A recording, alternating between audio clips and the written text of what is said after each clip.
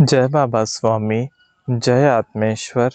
हर कदम पर कृपा पुस्तक पठन का आज 8वां दिवस है और हम हैं पृष्ठ क्रमांक 73 पर।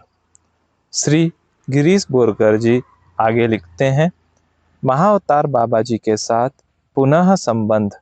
जब मैं कॉलेज में था सन 1981 में, मेरी भाभी मुझे योगदा सत्संग सोसाइटी YSS में ले गई थी, जिसका गठन स्वामी परमहंस योगानंद जी ने मुंबई में किया था। तत्पश्चात से मैंने YSS और उनके क्रिया योग पाठ्यक्रम की सदस्यता ली थी। हालांकि मेरे मन में आध्यात्मिक झुकाव था, लेकिन फिर भी अध्यात्म के लिए परीक्षा देना मुझे आकर्षक नहीं लगा। कॉलेज की परीक्षाओं और CA की परीक्षाओं के साथ यह मुझे अति लगा। मुझे लगा कि यह कुछ ज़्यादा ही होगा। हालांकि उसके बाद तुरंत ही मैंने सुप्रसिद्ध पुस्तक ऑटोबायोग्राफी ऑफ अ योगी को पढ़ा। यहीं पर मैंने सबसे पहले महाअवतार बाबा जी के बारे में पढ़ा था। वह स्वामी परमहंस के गुरु अर्थात श्री लाहिरी महाशय जी के गुरु थे। मैंने 3 बार किताब पढ़ी और हर बार जिस हिस्से में महाअवतार बाबा जी का उल्लेख किया गया था, उससे मैं मोहित होता था।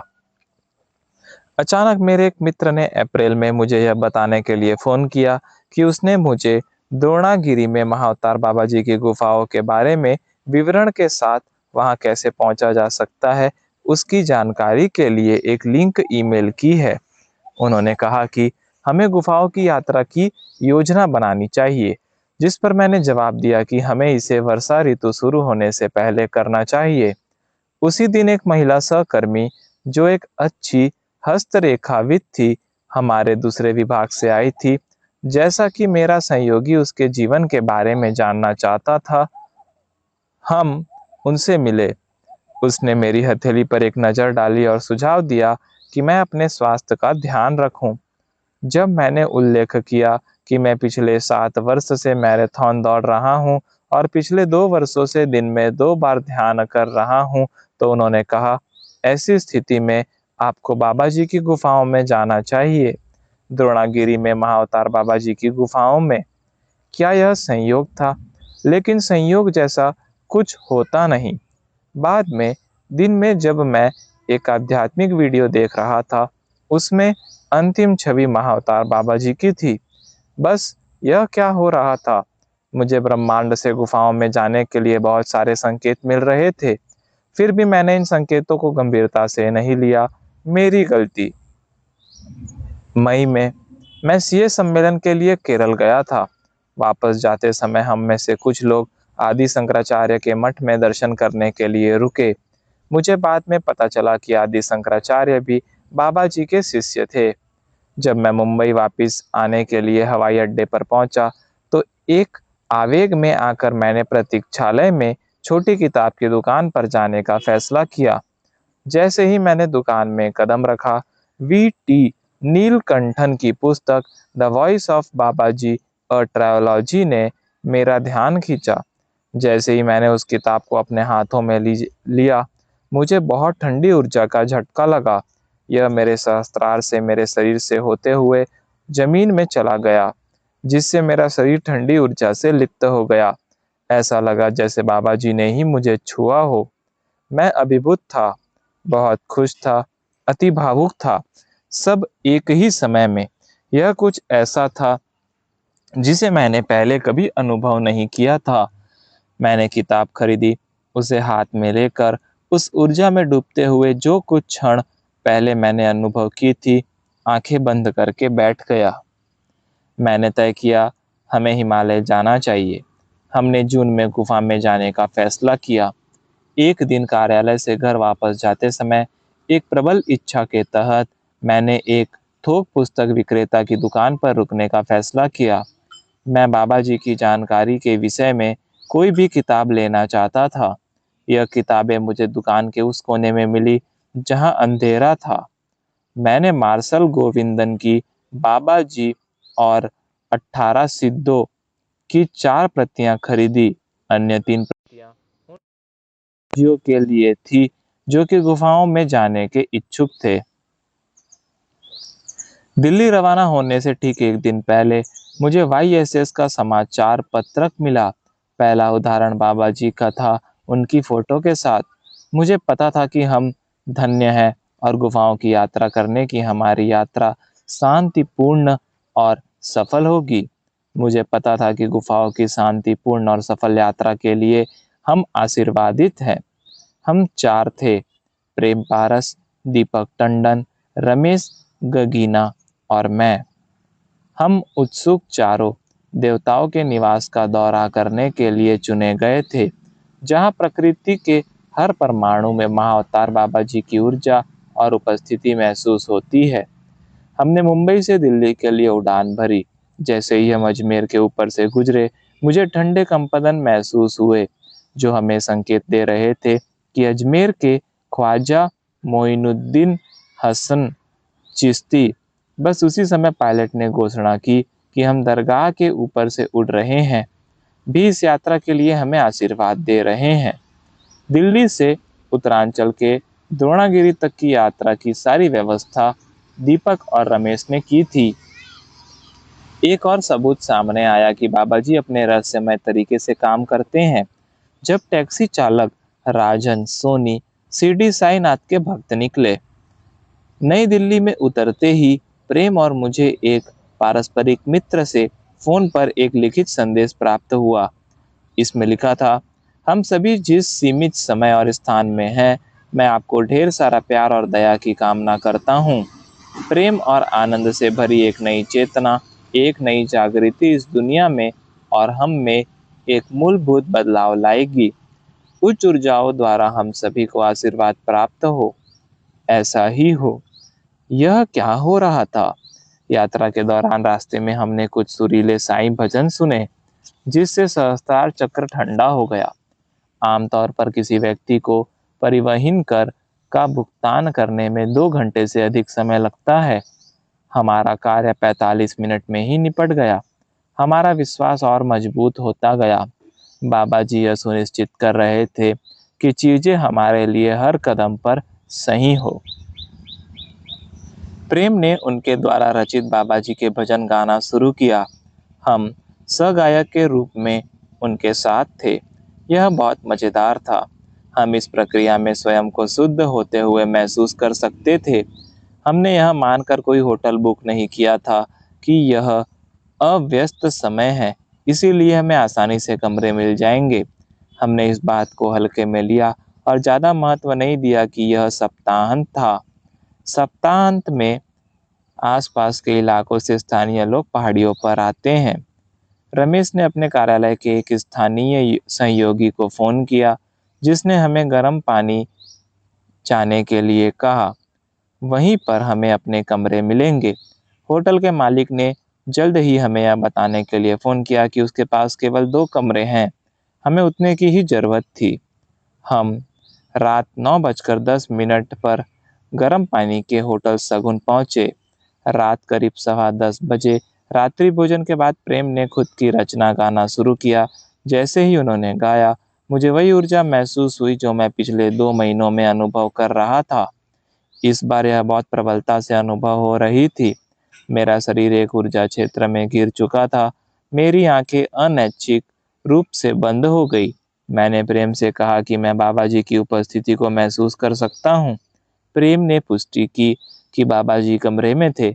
मैंने सिर झुकाकर प्रणाम किया और बाबा जी को बोध प्राप्ति के लिए प्रार्थना की। अगली सुबह मैं ध्यान के लिए बैठ गया और बाबा जी से एक अच्छे दिन के लिए प्रार्थना की। सुबह 5 बजे तेज सूर्य प्रकाशित था। बाद में हम सुंदर दृश्यों का आनंद लेने और तस्वीरें लेने के लिए बरामदे में खड़े हो गए। प्रेम ने गुरु माँ की स्तुति में भजन गाना शुरू किया। भजन इतना भावपूर्ण था कि मेरे आंखों में आंसू आ गए। बाद में जब हमने कई रुचिपूर्ण चर्चाएं की, तो हम बाबा जी की ऊर्जा हमारे साथ महसूस कर सकते थे। प्रेम ने हमें एक घेरे में खड़ा किया, हमें अपनी आंखें बंद करने और ध्यान करने के लिए कहा। उन्होंने बताया कि ऊर्जा कैसे काम करती है। प्रेम ने दीपक और रमेश को ओशो दीक्षा दी। दीपक ने जुड़ाव महसूस किया। हम चारों के बीच ऊर्जा का संचार होने लग गया। यह ऊर्जा शून्य के आकार में घूम रही थी। जब हमने अपनी आंखें खोली तो रमेश ने साझा किया कि उसने अपने दिल में प्रकाश की एक सुनहरी गेंद के आकार में एक ज्वाला देखी। वह उनकी आत्मा थी। शून्य ऊर्जा चक्र के दौरान और उसके बाद भजन के दौरान दीपक का अनुभव इतना शक्तिशाली और दिव्य था कि उन्होंने न केवल बाबा जी की ऊर्जा को महसूस किया, बल्कि एक शक्ति को महसूस किया जो उस समय मौजूद थी। हमने महसूस किया कि हम चारों आत्माएं एक साथ बंधी हुई हैं और एक शक्ति है जो हम सभी को आशीर्वाद दे रही है। सुबह 9:15 बजे तक हमने होटल छोड़ा और रानी खेत के लिए रवाना हुए। जब हम रानी खेत से होकर जा रहे थे, तभी मैं आकाश में एक ओम देखने की प्रार्थना कर रहा था और वह तुरंत दिखाई दिया। अब हम द्वाराहाट के रास्ते में थे और वहां से हमें कुकुचीना जाना था। जैसे जैसे हम लगातार ऊपर चढ़ते गए, हम बहुत सारे घुमाव और मोड़ के साथ पहाड़ियों से यात्रा कर रहे थे। सड़क के दोनों ओर हरे भरे देवदार के जंगल थे। हम दोपहर 1:30 बजे दूनागिरी पहुंचे। यहाँ हम एक मंदिर तक 350 सीढ़ियाँ चढ़ गए। यह 4 युगों का मंदिर है। 4 कालों के चक्र को एक युग कहा जाता है। प्रबुद्धता के उच्च स्वर्ण युग से अंधकार युग तक और फिर से वापस आने तक एक पूर्ण युग चक्र होता है, जो कि सौर मंडल के किसी अन्य तारे के चारों ओर गति के कारण होता है। एक पुराना मंदिर और पीठासीन देवता वैष्णो देवी है और उन्हें दूनागिरी माता कहा जाता है। यह एक शक्तिपीठ है जहाँ भैरव या स्वयं भगवान शिव की पत्नी भैरवी वैष्णवी माता में बदल जाती है। हम सभी अपने चढ़ावे के साथ गए और जब हम मंदिर के चक्कर लगा रहे थे, मैंने अपना माथा मंदिर के देवता के पीछे की दीवार पर रख दिया और अपनी आंखें बंद कर ली और एक शून्य स्थिति के लिए प्रार्थना की। जैसे ही मैंने प्रार्थना करना शुरू किया, मेरा माथा ठंडा हो गया और मैंने देखा कि नंदी सफेद रंग का सिर्फ सिर का भाग मेरी ओर आ रहा है। यह एक जीवंत नीले आकाश में सफेद बादलों की त्रिआयामी छवि थी। नंदी बादलों में गायब हो गए, जो प्रकाश के एक सफेद घेरे में विलीन हो गए। मुझे लगा कि मैं इसमें गायब हो रहा हूँ। मुझे लगा कि मैं एक ब्रह्मांडीय भंवर में प्रवेश करते हुए शून्य की ओर बढ़ रहा हूँ। अचानक मुझे लगा कि कोई मेरे पीछे खड़ा है। वह प्रेम था। जब मैं प्रार्थना कर रहा था, तो वे मेरी कुंडलिनी ऊर्जा को बढ़ते हुए देख रहे थे। मैं बस यही सोचता हूँ कि अगर मैंने उस समय अपनी आंखें नहीं खोली होती, तो उस क्षण में मुझे दूसरे आयाम में ले जाने की काफ़ी संभावनाएं थी। फिर मैंने तर्क दिया कि जो कुछ भी होता है अच्छे के लिए होता है और उस विचार को जाने दिया। उसके बाद हम बैठ गए और प्रेम के साथ माता जी की स्तुति में भजन गाए। मुझे कभी नहीं लगता था कि मैं सुर में गा सकता हूँ। मुझे लगता है कि ऊर्जाएं आपको हमेशा सही समय पर कुशल बनाती हैं। मेरे आंसू नहीं रुक रहे थे। बाद में दोपहर का भोजन खाने के बाद हम कुकुचीना के लिए रवाना हुए। हल्की बूंदाबांदी ने मौसम को बेहद सर्द बना दिया। हम दोपहर 2:45 बजे कुकुचीना पहुंचे। पूर्व की ओर इशारा करते हुए प्रेम ने कहा कि वहां गुफाएं स्थित हैं। एक बार जब हम अपने गंतव्य पर पहुंचे, तो हमें पांडुखुली तक चढ़ना था। ऐसा माना जाता है कि पांडवों ने अपना 1 वर्ष का अज्ञातवास इसी स्थान पर बिताया था। ऊपर की ओर रास्ते पर जाते हुए राजन ने आगे आने से इनकार कर दिया। जब एक बिल्ली उसके रास्ते को पार करने वाली थी, तो वह मुड़ा और वापस चला गया। प्रेम चिल्लाया, देखो वह बिल्ली लौट के चली गई, अब तू आ जा। तभी राजन हमारे साथ आने को तैयार हो गया। कुकुचीना के होटल से एक अनजान व्यक्ति निकला। जहां हमने पैदल चलना शुरू करने से पहले एक कप चाय के साथ खुद को तरोताजा किया और प्रेम का अभिवादन किया। वह मुस्कुराया और कहा, आपने मुझे पहचान लिया। उन्होंने एक दूसरे को गले लगाया। वह जंगल में पहाड़ पर लगभग 2 घंटे दूर एक मंदिर में अकेला रहता था और एक आत्म साक्षात्कार प्राप्त आत्मा था। हमने गुफाओं में जाने और उसके बाद पांडुखुली तक चढ़ने का फैसला किया। हमने अपने हवा अवरोधी कोट पहने और प्रेम द्वारा रचित बाबा जी के भजन गाते हुए पैदल यात्रा पर निकल पड़े। करीब आधा किलोमीटर चलने के बाद बारिश थम गई। ऊपर चढ़ते हुए हम बाबा जी की ऊर्जा को महसूस कर सकते थे। लगभग 1 घंटे की ट्रैकिंग के बाद हम बाबा जी की गुफाओं में पहुंचे। जैसे ही हम गुफा की ओर जाने वाले सीढ़ियों पर चढ़े, हम सभी ने महसूस किया कि श्री शिव कृपानंद स्वामी जी का सूक्ष्म शरीर आ रहा है और हमें आशीर्वाद दे रहा है। हम उस गुफा में गए जहाँ चटाई रखी हुई थी। वह गीला था, लेकिन हम बैठ गए और अपने माथे को जमीन से छूकर प्रणाम किया और फिर ध्यान के लिए बैठ गए। प्रेम ने एक भजन गाना शुरू किया जो गुफा में अधिक सुरीला लग रहा था। हमने भी सहगायक की भूमिका निभाई। हम आंखें बंद करके बैठे थे और महाअवतार बाबा जी की स्तुति में गाते हुए ऊर्जा के एक सुरक्षा कवच में पूरी तरह से गिरे थे। रमेश ने साझा किया कि उन्होंने शरीर को साक्षी भाव से देखने का अनुभव किया। उन्होंने अपने भौतिक शरीर को ऊपर से ध्यान में बैठे देखा। प्रेम ने कहा कि रमेश की आत्मा आई और उसकी आत्मा को गले लगा लिया, जैसे कि उन्होंने कई जन्मों के बाद एक दूसरे को खोजा हो। दोनों की आंखों में देखा जा सकता था कि वे किसी अनोखे अनुभव से गुजरे हैं। हमने बाबा जी और गुरुदेव कृपा और करुणा के साथ इस यात्रा को पूरा करने के लिए कृतज्ञता में एक दूसरे को गले लगाया। वापस जाते समय प्रेम ने बाबा जी का भजन गाया, रमेश ने सत्य साईं बाबा का पसंदीदा भजन गाया और दीपक ने देवी माँ पर एक भजन गाया। दीपक ने गुफा में बाबा जी, अन्नई माता और लाहिड़ी बाबा की उपस्थिति महसूस की। दीपक की आत्मा इस बुलावे के लिए और उसके सहित सभी लोगों को पर भरपूर आशीर्वाद बरसाने के लिए धन्यवाद दे रही थी। लाहिड़ी बाबा हमेशा की तरह अपने कृपालु तथा मुस्कुराते हुए रूप में उपस्थित थे। दीपक माताजी से उसे दुनिया में वापस न भेजने के लिए विनती कर रहा था, लेकिन माताजी और बाबाजी उन्हें अपने सांसारिक दायित्वों का निर्वाह करने के लिए संकेत देते रहे। उन्होंने दीपक को याद दिलाया कि उनकी बेटी ने उनसे घर वापस आने का अनुरोध भी किया था। बाबाजी और माताजी ने आखिरकार उन्हें यह आश्वासन देकर प्रसन्न किया कि वे सदैव उनकी आत्मा के साथ जुड़कर उनके पास उपस्थित रहेंगे। प्रकृति प्रति क्षण हमारा साथ दे रही थी। पांडुखोली की चढ़ाई की तुलना में गुफाओं की चढ़ाई काफी आसान थी। यह चढ़ाई 60 डिग्री के कोण पर पहाड़ के ऊपर एक संकरी तथा नियमित रूप से इस्तेमाल की जाने वाली पगडंडी पर थी। कुछ भाग ऐसे भी थे जहां पगडंडी सिर्फ 2 फीट चौड़ी थी। उसके दाईं ओर एक खड़ी चट्टान तथा बाईं ओर एक गहरी खाई थी।